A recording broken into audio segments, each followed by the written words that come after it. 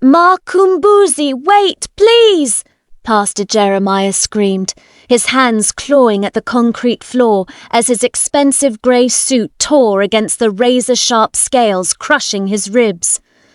I can ask her to reverse it. I can find a cure. The nightmare pinning him down didn't look human anymore. The upper body belonged to Ma Kumbuzi, a beloved mother from the township. But her Sunday-best blue church uniform was in tatters, hanging off a muscular, undulating serpent's trunk. Her split tongue flicked out, tasting the copper-scented air of the sanctuary. There is no cure for the river, she hissed, her voice layered with the hollow echoes of 1,000 drowned souls. There is only the water. With a sickening heave, she lifted the pastor and smashed him directly into the massive blue plastic drum at the front of the altar. The heavy plastic split wide open. Hundreds of litres of glowing, sickly fluid poured across the floorboards. In the dark, the liquid bubbled with a faint, bioluminescent green light, revealing thousands of tiny, thread-like grey worms twisting violently over each other. Jeremiah shrieked as the parasitic water soaked into his skin, the worms immediately boring into his pores. Within seconds, his skin began to blister, turning a dry ash grey. Standing in the shadows by the vestry, 19-year-old Lerato covered her mouth to stifle a scream. She looked at the monster. She looked at the glowing worms crawling toward her shoes. How did a faithful mother, a devoted pillar of the community, transform into a mythical river demon in less than 5 days? How did a cup of blessed church water turn a house of God into a slaughterhouse for the Mamlambo? To understand the horror of tonight, we have to go back to Sunday morning, before the scales, before the worms, to the moment Makumbuzi walked up to the altar, completely unaware that she was about to drink a living curse. We are always told to watch what we look at in the dark. We are warned about what we touch and who we walk with when the sun goes down.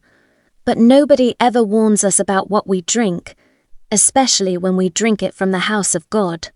In South Africa, the line between the holy and the hidden is as thin as a single drop of water. In the deep, rural villages of Limpopo, the old elders will tell you, not every shepherd leading a flock is serving the light.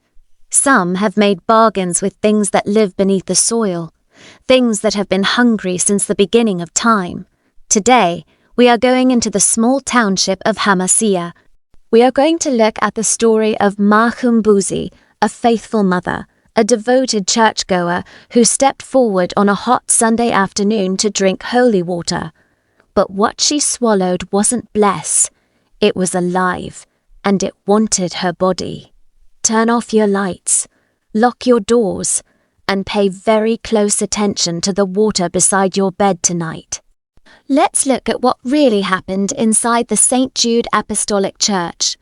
The midday heat in the small township of Hamasia did not just sit, it pressed. It settled onto the corrugated iron roofs until they hummed, and it turned the red dust of the gravel roads into a fine, choking powder that coated the leaves of the wild fig trees. Inside the St. Jude Apostolic Church of the Living Waters, the air was heavy with the scent of burning mfefo and cheap paraffin lamps, mixed with the sharp metallic tang of sweat from 70 bodies packed into a face-brick hall. Makumbuzi sat in the third row, her Sunday best, a stiff, starched blue uniform with a pristine white collar, felt like a vice around her neck. She was 52, but her joints felt 80 today. Makumbuzi swallowed hard. Her throat felt like sandpaper. For 3 months, a strange, persistent sickness had been brewing in her gut, a sensation like cold grease turning over and over. The local clinic had given her paracetamol and told her to walk more, but she knew better. This wasn't a clinic sickness. It felt heavy. It felt scent. At the front of the altar stood a massive blue plastic drum. It was the kind usually used for collecting rainwater, but today it was filled to the brim with holy water blessed by Pastor Jeremiah after a 3-day fast in the nearby Thohoyandou Hills. The water looked clear, almost glowing under the fluorescent lights, with small white flower petals floating on the surface. "Come and drink the light," the pastor roared, his hands extended. "Let the fire of the word burn out the shadows in your belly." Mkumbuzi stood up. Her legs were shaky, but the rhythm of the drum drew her forward. She walked past the rows of wooden benches, her eyes fixed on the blue drum. When she reached the front, the assistant helper, a quiet young man named Thabo, whose eyes never seemed to meet anyone else's, handed her a silver metal chalice. The cup was cold, unnaturally cold for a day so hot. Pastor Jeremiah placed a heavy, oily hand on her forehead. "Drink, my sister. Let the cleaning begin." Mkumbuzi tilted her head back and drank. The water hit her tongue with a shocking, icy sharpness. It didn't taste like the sweet, mineral-rich spring water the pastor usually brought. It tasted heavy. It had an underlying hint of copper and old river mud, but she forced herself to swallow it all, one large gulp, then another. As the last drop cleared her throat, a sudden, violent shiver ran down her spine. The church hall seemed to tilt. For a fraction of a second, the singing faces around her didn't look like her neighbours. Their mouths looked too wide, their eyes too dark. "Amen," she whispered, handing the chalice back to Thabo. Thabo took the cup. For the first time, he looked directly into her eyes. There was no joy in his expression, only a cold, pitying look that made the hair on the back of Mkumbuzi's neck stand up. She hurried back to her seat, her stomach already beginning to feel strangely tight, like a knot being pulled from the inside. The sun was setting by the time Mkumbuzi reached her 4-room brick house at the edge of the township. The sky was an angry orange, bruised with purple clouds that promised rain but never delivered. She felt bloated. Not the normal fullness after a heavy meal of pap and moroho, but a tight, hard distension that made it difficult to bend over and unlace her shoes. When she knocked on the wood of her kitchen table, her stomach let out a deep, echoing sound, like an empty clay pot. "Mama, are you home?" Her daughter, Lerato, walked in from the back room, holding a plastic basin of laundry. Lerato stopped dead in her steps, her eyes widening. "Mama, what is wrong with your face?" Mkumbuzi walked to the small cracked mirror hanging near the kitchen sink. She gasped. The skin around her jawline looked thick and grey, as if she had been rubbing ash into her pores. When she touched her cheek, it didn't feel like soft skin. It felt coarse, dry, and slightly raised in small, rhythmic patterns. "It is just the heat, Lerato," Mkumbuzi lied, her voice sounding raspy even to her own ears. "The church was hot. The holy water is just working the sickness out of my body." But that night, the water did not work anything out. It took root. Mkumbuzi couldn't sleep.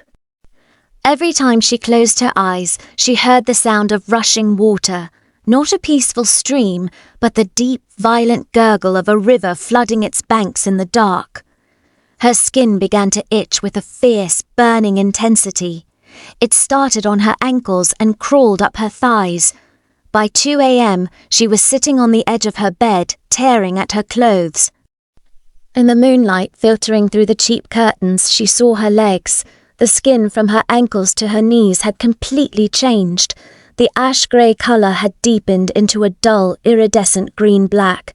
Small, translucent plates, smooth, hard, and overlapping like the scales of a massive fish, had broken through her skin. She touched one.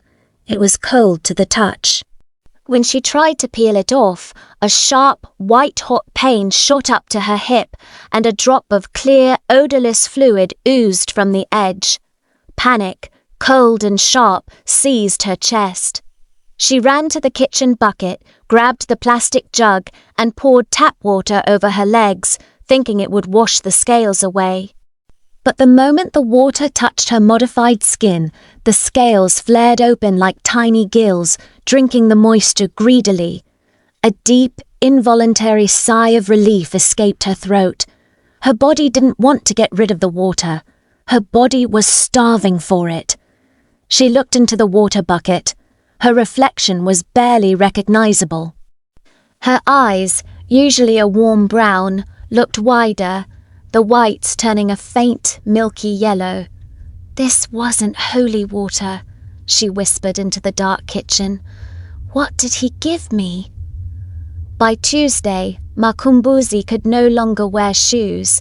Her feet had flattened, the skin between her toes thinning into webbed membranes.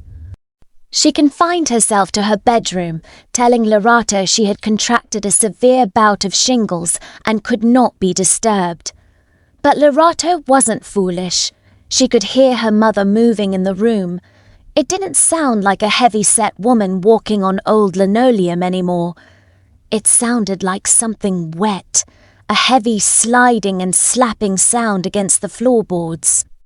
And then there was the smell. The unmistakable thick stench of stagnant river water, rotting reeds, and old fish that began to seep from under the bedroom door. On Wednesday night, unable to bear the secrecy, Lerato waited until she heard her mother snoring, a deep, wet, rattling sound, and quietly pushed the bedroom door open. The room was freezing. The window was wide open, letting in the night air, but the room itself felt damp, as if a cloud had settled inside it. Mkombozi lay on the bed, her blanket pushed to the floor. Lerato covered her mouth to stifle a scream. Her mother's legs were gone. From the hips down, her lower body had fused into a thick, muscular, undulating trunk covered entirely in heavy, glittering black scales. It was over 2 meters long, draping off the side of the bed and coiling onto the floor. Her torso was still human, but her arms were covered in patches of grey scales, and her fingers ended in long, blunt claws. As Lerato stepped back in horror, her foot creaked against a loose floorboard. Mkombozi's eyes snapped open. They were no longer human. The pupils had thinned into vertical slits, and a clear, protective membrane flicked horizontally across her eyeballs. She didn't look at Lerato with anger, but with an agonizing, ancient sorrow. "Mama," Lerato wept, trembling against the doorframe. "What is this? What did Pastor Jeremiah do to you?" Mkombozi tried to speak, but her tongue felt thick and divided. The river," she hissed, her voice a wet rattle. "The water. It belongs to the old one, the one who lives under the bridge at the Luvubu River." Lerato knew the stories. Every child in the Limpopo province grew up hearing about the Mamlambo, the serpent of the river, the goddess of waters who promises wealth and power to men, but demands a price in blood and souls. She was a creature that could change her shape, an entity of pure ancient malice that hated the dry land. Pastor Jeremiah made a bargain, Lerato realized, the horror dawning on her. The new church, the expensive cars he drives, the gold rings on his fingers. He didn't get them from blessings. He bought them. "He feeds her," Mkombozi hissed, a tear sliding down her scaled cheek, leaving a wet trail that smelled of river salt. But the river grew hungry. She wanted more than goats. She wanted people to become like her, to populate her deep pools. He put her essence, her eggs, into the holy drum. Lerato knew her mother had only days, perhaps hours, before the transformation was complete and the urge to slide into the deep waters of the Luvubu River became too strong to resist. She couldn't go to the police. Who would believe that a pillar of the community was turning into a mythical river monster because of church water? She had to break the curse where it started. On Thursday evening, while the township was quiet and the sky was dark with a heavy thunderstorm that refused to break, Lerato walked to the St. Jude Apostolic Church. She carried a small bottle of paraffin and a box of matches in her jacket pocket. The church doors were locked, but she managed to pry open a small side window near the vestry and slip inside. The hall was pitch black, smelling strongly of old incense and that same Copper River mud flavor. She clicked on a small torch. The beam flickered across the empty rows of benches until it landed on the front of the altar. The blue plastic drum was still there. Lerato approached it, her heart hammering against her ribs. She shone the light inside. The water wasn't clear anymore. In the dark, it glowed with a faint, sickly bioluminescence. Thousands of tiny, thread-like grey worms were swirling in the liquid, twisting around each other like miniature serpents. Beautiful, aren't they? Lerato spun around, dropping the torch. The beam rolled across the floor, illuminating the polished leather shoes of Pastor Jeremiah. He was standing in the doorway of his private office, wearing his expensive grey suit, but his tie was undone, and his eyes looked bloodshot and manic. Behind him stood Thabo, holding a heavy iron tire lever. "Pastor," Lerato gasped, backing up against the altar. "You are killing people! You turned my mother into a monster!" Jeremiah laughed, a dry, humourless sound that echoed off the metal roof. "Monster? No, child. A masterpiece. The Mum Lambo doesn't just want sacrifices anymore. She wants a family. She wants an army. The world out here is dry and dying, Lerato, but down in the deep pools there is eternal life. There is power." "You sold your congregation for money!" Lerato shouted, her hand sliding into her pocket, gripping the box of matches. "I saved this church!" Jeremiah roared, stepping forward into the light. Lerato noticed with a shock that his fingers were long and his skin had that same dry, ashen look her mother's had on Monday. He had been drinking it too, but slowly, controlling the dose. "Without her gold, we would have been evicted. The people want miracles, Lerato, and miracles require a spirit. I just chose a spirit that answers quickly." He nodded to Thabo. "Hold her. She will make a fine offering for the midnight baptism." Thabo stepped forward, lifting the iron bar, but Thabo never got the chance to strike, because outside, the storm finally broke. And the creature that used to be Makumbuzi had just followed the scent of the water back to its source. With a speed that defied her massive weight, Makumbuzi had already dealt with Thabo, her heavy tail sending him flying across the room into the brick wall where he lay still. And as Pastor Jeremiah lay screaming on the floor, his skin boiling and changing under the weight of the parasitic river water worms, Makumbuzi turned her yellow eyes to Lerato.